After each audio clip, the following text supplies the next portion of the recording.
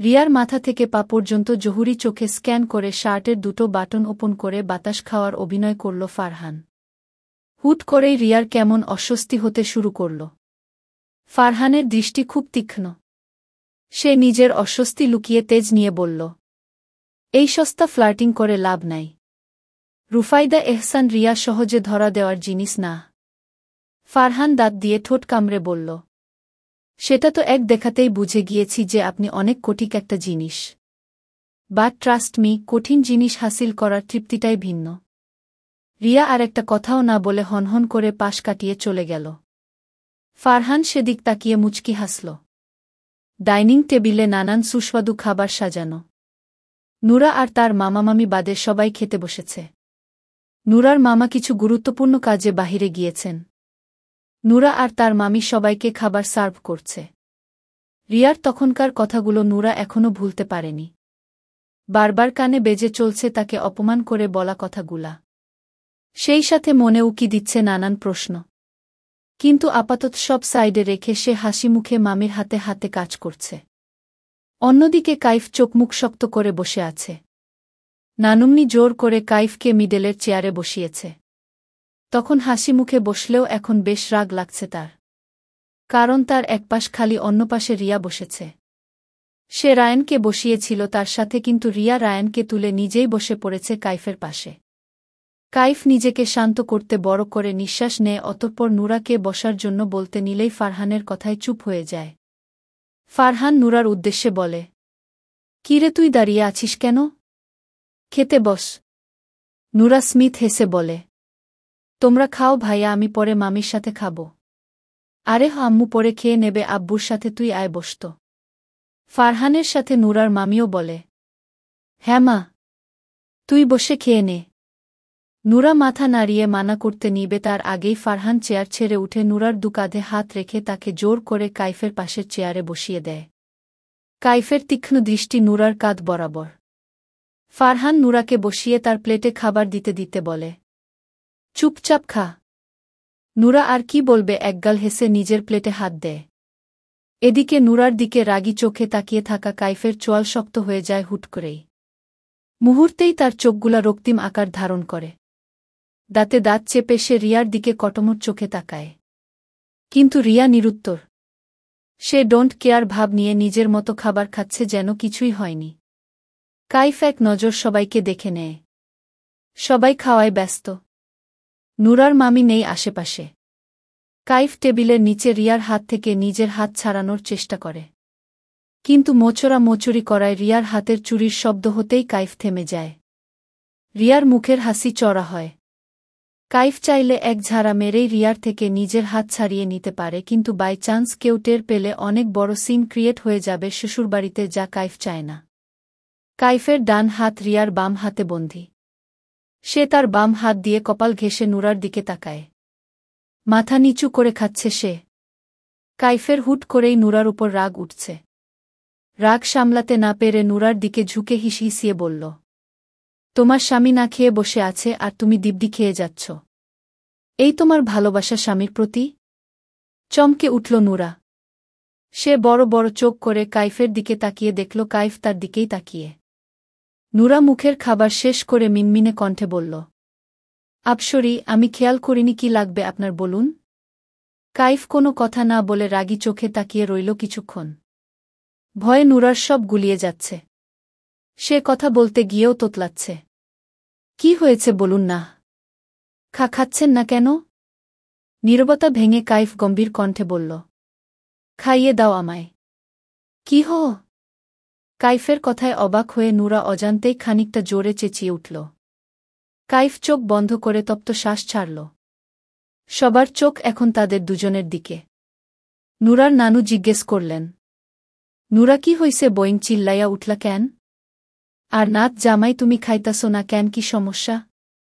কাইফ চোখ খুলে নুরার দিকে তাকাল। নুরা ভয়ে লজ্জায় আমতা আমতা করছে, কিন্তু কিছু বলতে পারছে না। পরিস্থিতি সামলাতে কাইফ বলে উঠে, কোনো সমস্যা নেই নানু। আসলে আপনার নাতনি তো রোজ আমাকে তার হাতে খাইয়ে দিয়ে আমার বাজে অভ্যাস বানিয়ে দিয়েছে। এখন আর নিজের হাতে খেয়ে তৃপ্তি পাই না। তাই বলছিলাম শ্বশুরবাড়ির প্রথম খাবার তৃপ্তি নিয়ে না খেলে কি হয়, তুমি একটু খাইয়ে দাও। সেটা বলাতেই চেঁচিয়ে উঠল আপনার নাতনি। নুরা ভ্রু কুঁচকে ফেলল। সে আবার কবে খাইয়ে দিল কাইফকে?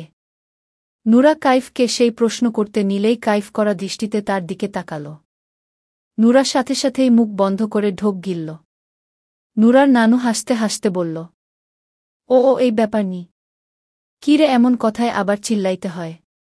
ঠিকই তো কইছে জামাই, যা খাওয়ায়া দে। নুরার লজ্জা লাগছে। সে নানুর দিকে তাকালে নানু ইশারা দেয় স্বামীর কথা শুনতে। টেবিলে তার বড় ভাই ও বসে আছে, সে লজ্জায় আর কারো দিকে তাকায় না।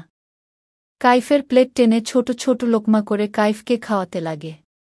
কাইফ নুরার হাতে খেতে খেতে কয়েকবার আর চোখে রিয়ার জ্বলন্ত মুখটা দেখে মনে মনে বাঁকা হাসে। রিয়া কাইফ নুরার আদিক্ষেতা দেখে ঝাড়া মেরে কাইফের হাত ছেড়ে দেয়। প্লেটে থাকা চিকেন পিসটার উপর শক্ত থাবা দিয়ে খামচে মাংস তুলে নেয় যেন চিকেন পিসটা নুরা। রিয়া মাথা নিচু করে নিজের প্লেটের খাবারে রাগ ঝাড়ছিল। হুট করেই তার অদ্ভুত ফিল হয়, তার পায়ে কেউ স্পর্শ করছে। সে প্রথমেই কাইফের দিকে তাকায়। কাইফ তার স্ত্রীর হাতে খেতে ব্যস্ত। সে চোখ ঘুরিয়ে ফারহানের দিকে দৃষ্টি ফেলতেই চমকে যায়। ফারহানের মুখে শয়তানি হাসি। রিয়া দাঁতে দাঁত চেপে ধরে। সে টেবিলের নিচে নিজের পা গুটিয়ে নেয়। সারাটা দিন নুরার দেখতে দেখতে কেটে গেল। এখন বিদায়ের পালা।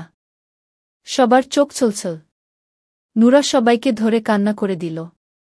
নুরার মামামামি অনেক রিকোয়েস্ট করে কাইফকে অন্তত আজকের রাতটা এখানে থাকার জন্য, কিন্তু কাইফ কাজের ব্যস্ততা দেখিয়ে মানা করে দেয়। সে নুরাকেও একা রেখে যাবে না, তাই কথা দেয় পরেরবার সময় করে আসবে। ফারহান গাড়ি পর্যন্ত এগিয়ে দিতে আসে তাদের। কাইফ মনে মনে ভীষণ বিরক্ত।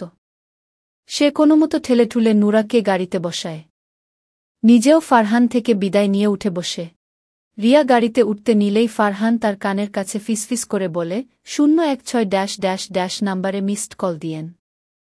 অপেক্ষায় থাকব। রিয়া কটমট করে তাকায়। ফারহান সাথে সাথে চোখ টিপ মেরে দুষ্ট হাসে। ফাউল কোথাকার। কথাটা বলেই রিয়া গাড়িতে উঠে বসে। কাইফ দেরি না করে গাড়ি স্টার্ট দেয়। ফারহান দাঁড়িয়ে তাদের যাওয়া দেখে। তার মুখে লেপ্টে আছে দুষ্ট হাসি।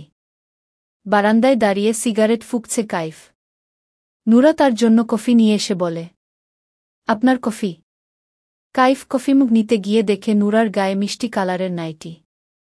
চুলগুলো উঁচু করে বাঁধা।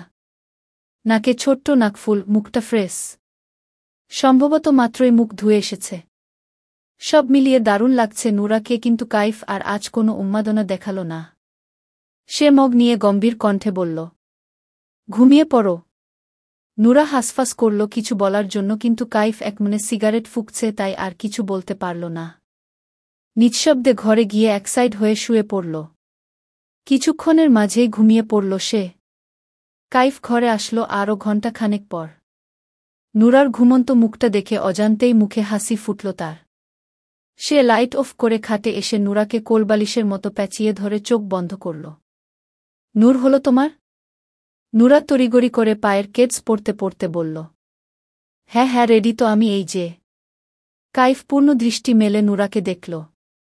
নুরার গায়ে সাদা কলেজ ইউনিফর্ম, মাথায় সাদা হিজাব, পায়ে সাদা কেডস, হাতের চুড়ির বদলে কালো ঘড়ি। স্নিগ্ধতা ছড়িয়ে পড়ছে নুরার চোখে মুখে। কাইফ হতাশ হল। তার বুকে কলেজ ইউনিফর্মে যেন আরও ছোট লাগছে। দুজনকে একসাথে অপরিচিত কেউ দেখলে ভাববে হয়তো সে নুরার বড় ভাই। নিজের ভাবনাতেই মুখ বাঁকাল কাইফ। নুরা এবার তাড়া দিয়ে বলল, কি ব্যাপার, আমার তো হয়ে গেছে, আপনি এখন দাঁড়িয়ে দাঁড়িয়ে কি ভাবছেন? হুশ ফিরে কাইফের। সে নুরার কলেজ ব্যাগটা হাতে নিয়ে বলে, চলো চলো, মিটিং আছে, আমার দেরি হয়ে যাবে। তোমাকে কলেজ নামিয়ে দিয়ে আমার আবার সেখানে যেতে হবে। আপনাকে তো বললাম 1 সপ্তাহ হয়ে গেল আমি কলেজ যাই। এখন রাস্তা মোটামুটি ভালোই চিনি। আপনার কষ্ট করতে হবে না। আমি একাই রিকশা দিয়ে আসা যাওয়া করতে পারব। No need. কথা বলতে বলতে কাইফ নুরাকে নিয়ে লিফটে উঠল। লিফট গ্রাউন্ড ফ্লোরে নামতেই দেখা হলো রিয়ার সাথে। কাইফ পুরোপুরি রিয়াকে ইগনোর করে ড্রাইভারকে গাড়ি বের করতে বলল। ড্রাইভার গাড়ি আনলে নুরাকে বসিয়ে কাইফ বসতে নিলে রিয়া বলল, আমার গাড়িটা সার্ভিসিংয়ে দিয়েছি, আমাকে একটু অফিসে ড্রপ করে দিবি? কাইফ গাড়িতে উঠে বসে ডোর লক করে জানালা দিয়ে মুখ বের করে ব্যস্ত কণ্ঠে বলল, সরি, আমার তাড়া আছে। সজীব, গাড়ি স্টার্ট দাও। চোখের পলকেই সো সো করে গাড়িটা চোখের সামনে থেকে গায়েব হয়ে যায়। রিয়ার আগে ভেতরে ভেতরে ফেটে পড়ে। কাইফের অবহেলা তাকে শেষ করে দিচ্ছে। কলেজের সামনে নুরাকে নামিয়ে দিয়ে অফিস চলে গেছে কাইফ। যাওয়ার আগে নুরাকে পই করে বলে গেছে, আমার অপেক্ষা করবা, যতই লেট হোক আমি আসব। গেইটের কাছেই থাকবা, আর নিজের খেয়াল রাখবা বলে নুরার কপালে গভীর চুম্বন একে দিয়ে বিদায় নিয়েছে সে। এটা কাইফের প্রতিদিনকার রুটিন। কাইফকে বিদায় দিয়ে নুরা ক্লাসে চলে আসে। ইতোমধ্যে নুরার দুজন বান্ধবী ও জুটে গেছে, রোজা ও মিম। তাদের সাথে পুরোটা সময় নুরার ভালোই কাটে। ছুটির পর নুরা কলেজ গেইটের সামনে এসে দাঁড়ায়। কাইফ আসেনি এখনো। নুরা সেখানে দাঁড়িয়েই অপেক্ষা করতে থাকে কাইফের। কলেজ থেকে আজ বুকলিস্ট দিয়েছে, সেগুলা যত দ্রুত সম্ভব কিনতে হবে। সাথে অ্যাকাউন্টিং ও আইসিটি কোচিং করার কথা বিশেষভাবে বলা হয়েছে। বাসায় গিয়ে সব কিছু বলতে হবে কাইফকে। নুরা দাঁড়িয়ে এসব কিছুই ভাবছিল, হুট করে তার ভাবনার সুতো কাটে এক পরিচিত ডাকে।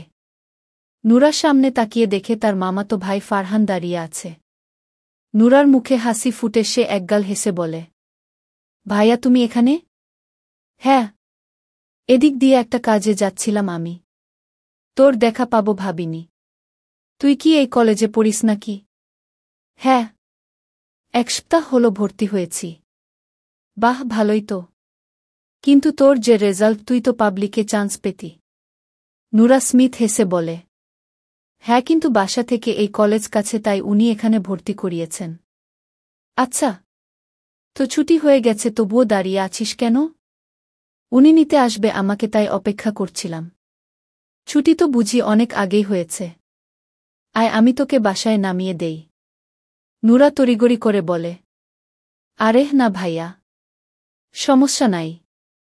উনি যতই লেট হোক আসবে নিতে। তখন আমাকে না পেলে চিন্তা করবে। তুমি থাকো, তোমাকে আমার বাসায় নিয়ে যাব। তুমি তো একদিন ও বোনের বাসাটা দেখতে আসনি। ফারহান হেসে নুরার মাথায় হাত রাখল। একদিন অবশ্যই যাব, বাট আজকে নাহ, কাজ আছে। ফারহান সামনে তাকিয়ে দেখল একটা ফুচকার দোকান। সে নুরাকে বলল, চল তোকে ফুচকা খাইয়ে নিয়ে আসি। নুরা মানা করে দিল সাথে সাথে, নাহ ভাইয়া, উনি মাত্রই চলে আসবেন। আরে আসলে আসুক, আমরা তো আর দূরে কোথাও যাব না। ওই তো ফুচকাওয়ালা। আসলে এখান থেকে দেখা যাবে। আমার বোনের প্রিয় জিনিস, আমি তাকে খাওয়াবো না, এটা কি করে হয়? চল। নুরা তবুও মানা করে, কিন্তু ফারহান শুনে না। সে নুরার হাত ধরে টেনে নিয়ে যায় ফুচকার দোকানে। 1 প্লেট ফুচকা দিতে বলে তারা বিভিন্ন টপিকে কথা বলতে থাকে। কথার ফাঁকে ফাঁকে নুরা বারবার চেক করে কাইফ এলো কিনা। অফিসে আজ প্রচুর ব্যস্ততা ছিল। কাজ শেষ করে অফিস থেকে বেরোতে বেরোতে অনেকটাই লেট হয়ে যায় কাইফের। সে বারবার ঘড়ির দিকে তাকিয়ে ড্রাইভারকে তাড়া দেয় দ্রুত যাওয়ার। মনে মনে ভাবে, নূরকে একটা মোবাইল কিনে দিতে হবে। কলেজের সামনে গাড়ি এসে থামতেই কাইফ দরজা খুলে তাড়াতাড়ি বের হয়। গেইটের সামনে নুরাকে না দেখতে পেয়ে কলিজা ধক করে উঠে তার। সে চিন্তায় পড়ে যায়। প্রতিদিন তো এখানেই দাঁড়িয়ে অপেক্ষা করত নুরা। কাইফ ঢোক গিলে নিজেকে সামলিয়ে একটু সামনে এগিয়ে আশেপাশে খুঁজতে থাকে নুরাকে, আর তখনই তার চোখ আটকায় রোডের পাশ ঘেঁষে দাঁড়ানো ফুচকার দোকানটায়। নুরা একমনে ফুচকা খাচ্ছিল। তার প্লেট থেকে ফুচকা তুলে ফারহান নিজের মুখে পুরে খেতে খেতে বলে, তোর মডেল নন্দের খবর কি রে? আমার কথা জিগায় টিগায়। ফারহানের কথায় ফিক করে হেসে ফেলে নুরা। তার হাসিতে ফারহান ও হেসে দেয়। এই দৃশ্য দূর থেকে দেখে হাতের মুঠ শক্ত করে নেয় কাইফ। রাগে চোয়াল শক্ত হয়ে দাঁতের সাথে দাঁতের ঘর্ষণ হচ্ছে। চোখগুলোতে যেন আগুন জ্বলছে। সে দাঁতে দাঁত পিষে গর্জে উঠে, নূর!